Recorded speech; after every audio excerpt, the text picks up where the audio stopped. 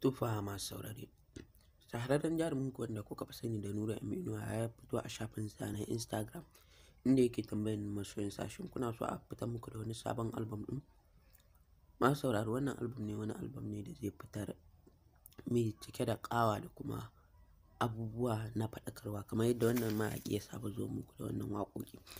Ku danna mana subscribe a kan bidiyon nan, kana ku danna alamar ƙararrawa don ci gaba da samun shirye-shiryenmu da ma wasu da dama gami da sabbin bidiyo duka a wannan channel tamu ta Hausa D-Top 24. Sannan ka biyo mu don samun labarai game da wannan shahararren jarumi naku wanda a kullum yake ƙoƙarin ya ga ya faranta muku kuma ya sa kun ji daɗi.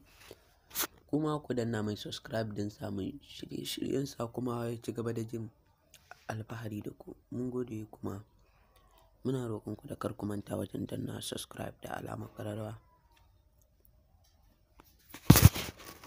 Zan ci gaba da samun shirye-shirye gami da labarai masu zafi akan wannan shahararren jarumi naku wato Nura M Inuwa wanda a kullum yake so ya ga ya nishaɗantar da ku kuma ya wa'azantar da ku dangane da yadda yake cikin zafafan ayyuka.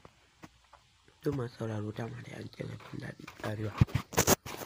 Duka anan muka kawo ƙarshen wannan bidiyo namu, kuma na subscribe don samun mu a wani bidiyon.